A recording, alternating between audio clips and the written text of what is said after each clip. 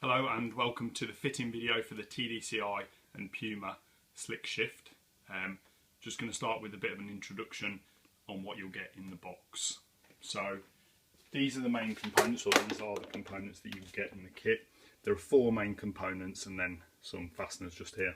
So the first component is the lower pivot, which is this one here. Then we've got the upper pivot, or the inner of the stick. We've got a spacer block which is made from plastic or nylon, and then an aluminium anodised retainer plate. We've also got 4 Allen head bolts and 1 grub screw as well in the kit.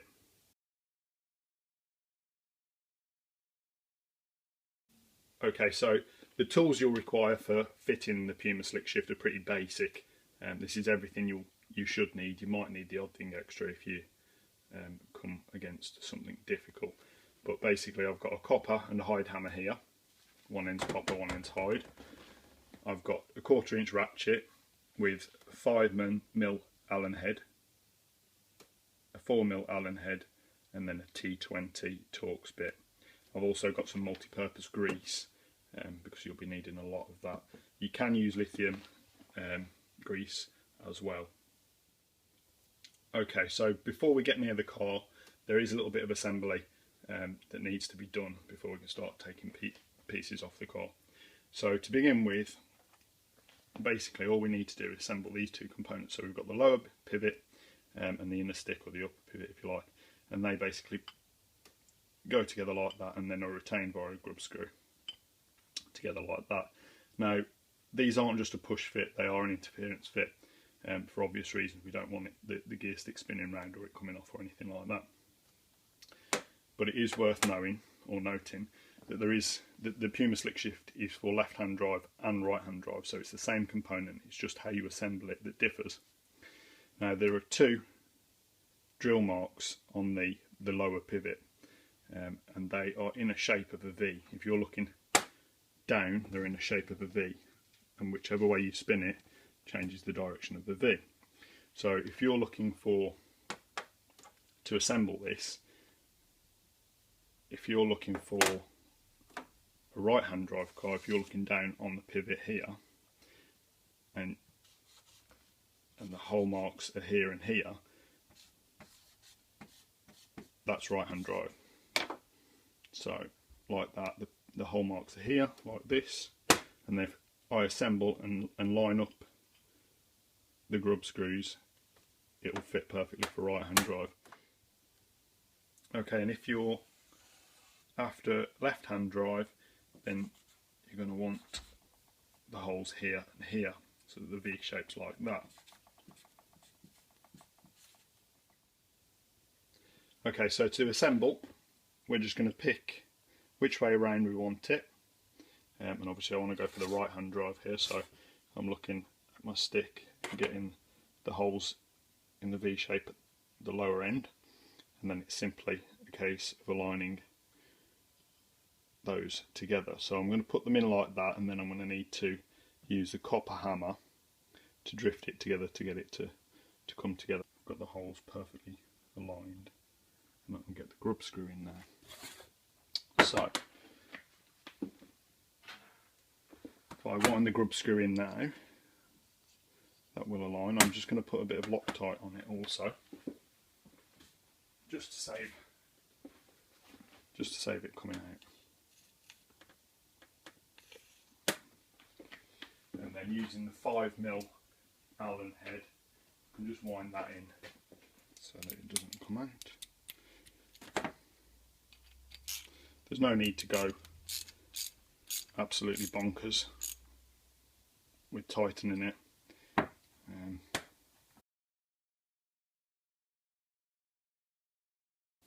And that's it, we've got the stick assembled, that's ready now to start fitting, so we need to start pulling the car to pieces. Okay, so we're in the car now, and we can start taking the old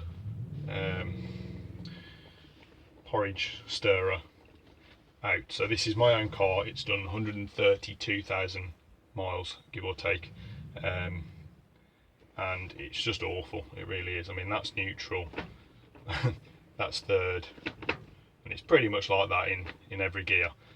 So definitely needs a slick shift. So to begin with, I want to drop it in neutral, make sure it's in neutral, and it's literally a case of taking the gaiter off, pulling the gear stick off to begin with. Now, if you've got a higher spec truck than this one, then you might need to take the carpet out to get the gaiter off properly, and it'll make life a lot easier for you. So on this one, I mean, it's in really poor condition. I need same sound system, same mat system from Drew at right off road, so I'm not really bothered if I damage it, if I'm honest. So I can sort of work my way around this. The gaiter covers the whole of the both sticks, so if your carpet's in better condition than this, it's definitely worth taking the whole thing off so you can get the gaiter out. So I'm just going to pull up this end to begin with. You can see my gaiter, even the gaiter's knackered. In fact, it's in two pieces. So I've never had this to pieces before, so this is all new to me. That you can see somebody's already ripped it, which is not ideal. So I could do with a new one of those. Pull it up and over the gear knob. You don't have to, but it just makes life easier so you can see what you're doing.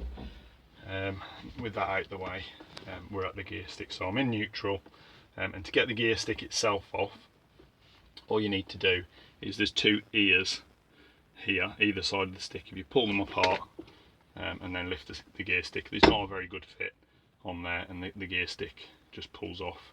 It's a pretty weak fit. So I've just got the stick off in neutral. I can see that somebody has definitely been in here before. They've even cut the I may as well take that out. They've even cut the foam squab in half. You don't need to take that out, but I figured I would anyway. So we've got 4 Torx bolts here that need to come out. I'm using a 1/4 inch ratchet with a T20 Torx bit on the end of it, just to whip these out. Pretty straightforward. They're not super tight. They're an M5 bolt, so even though they've got a big head on them, they're not a massive bolt. So just whip those out.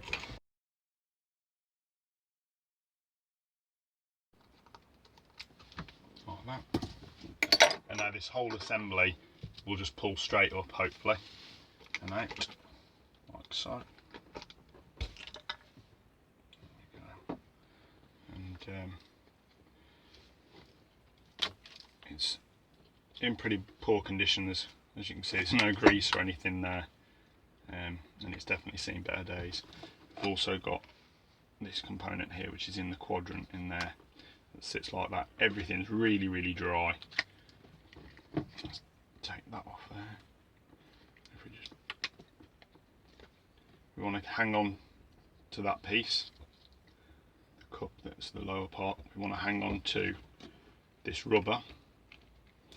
There's just a gaiter to stop, or the idea is to stop crud and stuff getting in to the ball seat. And we've got this plastic moulding that we want to keep also. And finally the plastic cup that we want to keep as well. And then we're left with the gear stick and its plastic moulding just there. Now these components we don't need, we don't want. You'll likely find that this ball here is heavily worn. You can see there that one is, and it's not bad for saying actually that it's done 130,000 miles. You can see there's a really big crack in the plastic ball as well. So now we're ready for assembly, and it's all quite straightforward. We want to use a lot of grease when we're doing this so that it doesn't dry out, it doesn't wear out. So to begin with, I'm just going to grease in here, just to aid assembly really. So I'm just using a multi-purpose grease just to lubricate up the sidewall in here, just to make life easier for us with assembly. And the first component to go in is the plastic spacer, and that just slides in there like that. You probably won't be able to push it down with your fingers all the way, but you will be able to use the Land Rover plastic moulding. Now this moulding goes in one way around. There are two lugs, top and bottom, and hopefully you can see that the top one's actually wider than the bottom one, and the wider one goes towards the front of the car.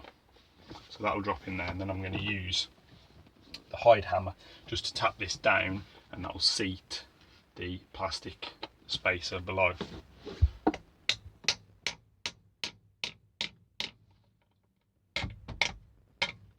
you go, so drop down perfectly. So the next step is just laying these components onto the main stick. This is the retainer, and again the two lugs are different sizes, so you can see, hopefully you can see that the one here by my thumb is wider than the lower one, so it needs to go towards the front, which means it needs to go towards the front of the stick here. So I'm going to pop that on there over the springs and back, so that the wider is towards the front. I'm just going to let that hang there for a moment. Then I'm going to use lots of grease just to grease up the stick, and you can't really use too much, the more the better really. Okay, so lots of grease on there, and then the next component to go on is the plastic cup. There's no real orientation other than the gaps that go over the spring, so I'm going to push that on, clip that over the main ball like so, and then we've got our big plastic block again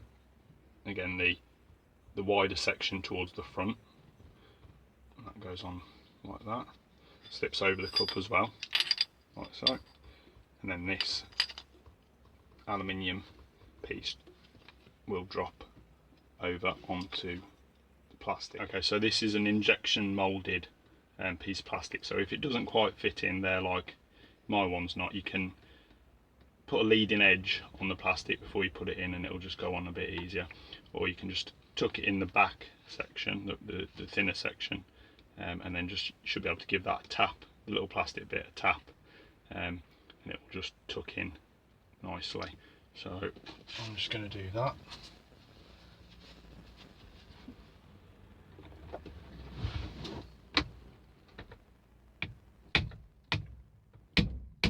Like so. And you can see it's just tucked it in place perfectly. So the next component, just check that everything moves quite freely and it's not tight. It's pretty perfect. Doesn't want to be super loose, but it also doesn't want to be tight. We've got the little gaiter that heads over the top there. Doesn't help if you're covered in grease. Like so. And that will just sit in this groove here, and then this bit will tuck in like that, and it sits on a groove on the shaft as well. So that's that bit assembled. And the last component is just this cup which slips on there. I'm going to pop a bit more grease on there just to lubricate everything. Like I say, you can't use enough really, and that just pops on there like so. Now that whole assembly wants to go in. Make sure you put this nylon cup on the end of the ball. Don't leave it in the quadrant and then try and put the shaft in, because you'll just lock up the gear selector completely. So you've got to put it on there. So I'm just going to drop that straight in, just to line this up a bit. Get that cup into the quadrant in the bottom, and then line up the plastic block, and it's just dropped straight on perfectly like that for me. In there, I'm just going to give the aluminium outer just a tap, just to help seat everything, and it means doing less work when we're winding the bolts in. So don't have to go mad with it, just to help the situation. And now it's just a case of putting in the 4 Allen head bolts like so.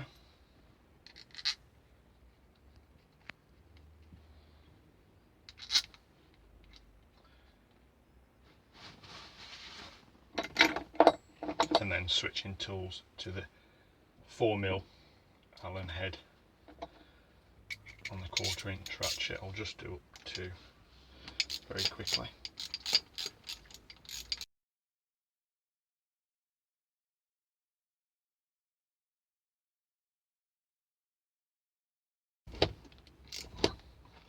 No need to go mad with them, just nip them. Double Loctite goes a long way also, like so. And then we just want to check that it moves freely, which it does. We've not locked it up.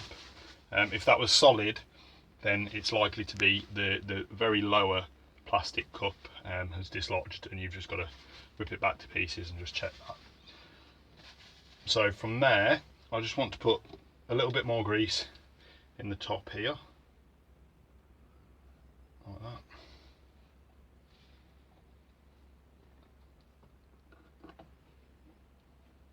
Just to keep the moisture out and keep any dirt and stuff out as well. There's no proper gaiter or inner gaiter that goes over that, like on earlier Defenders, so it's a bit of a shame. So we're in neutral there, and from there it's pretty straightforward now. So it's rubber squab, or foam squab, sorry, back in my case half a squab. There we go, and I've only got a half a gaiter in my stick to go on now. So with the stick, there's two things to note. One, are these aluminium weights here, and they come loose in the stick, and you can see the movement there on both of them. And what will happen with that movement is that the stick will actually rattle, and it does it on standard. This one did actually, funnily enough. I'm not surprised with 130,000 miles on it though.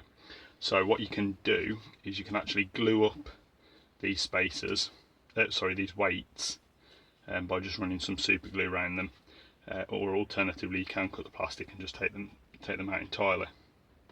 So I think I will be gluing these up another time. Okay, so I'm just going to glue up these weights now, and I'm just going to fill in here and here with some glue, and down each side on both of them. Pretty straightforward. This is just regular super glue I'm using, nothing fancy. I'm sure you could use something fancy, but this should do the job.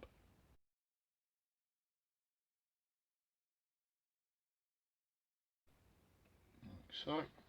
And then hopefully, like I say, that they can dry, should dry pretty quick. Being super glue, and you can see I was quite liberal with it. Not really afraid of it. So from there I'm going to leave that to dry. I'm going to put that somewhere safe. From there we need to, the next part of the fitting for the stick is we actually need to put some tape on here, and I've just got normal insulation tape, and all this is to do is basically to give a barrier between the steel stick and the inside of the gear stick, just so you don't get any movement or rattle. And it's pretty straightforward. It's just a case of wrapping it around a couple of times all the way up.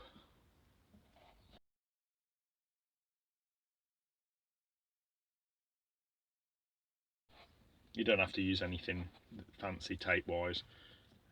This is just regular insulation tape, electrical tape. You could use almost anything. So that's on there, and that now should stop any rattle between the two sticks with the weights glued up, and that'll stop the rattle there as well. The next thing is there is supposed to be grease in the stick as well and on the shaft, so we're going to grease this shaft quite heavily as well before we put the stick back on.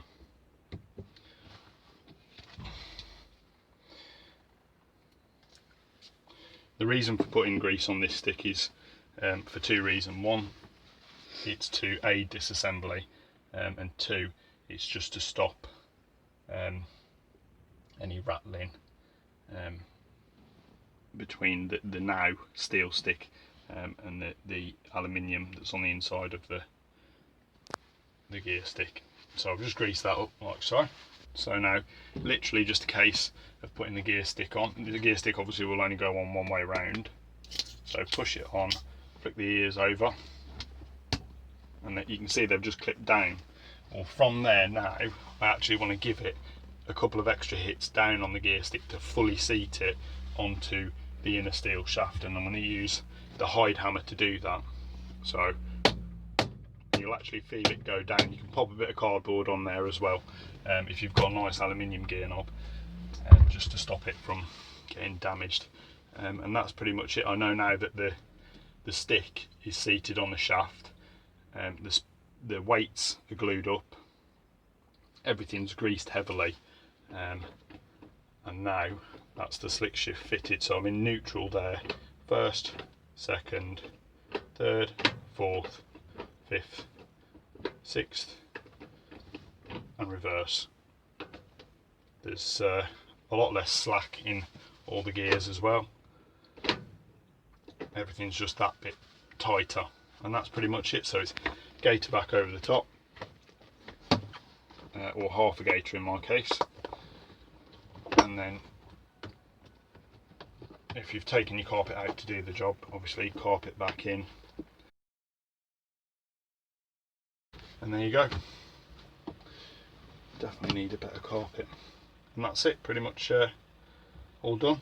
Take it for a test drive, see how you like it, and all should be well. Okay, so thank you for watching the Puma Slickshift video. It's pretty straightforward, as you saw. It's dead easy to fit. So I hope you enjoy it. Remember to leave a review on onlinegearboxparts.com, and check out our Facebook and YouTube videos. Thank you.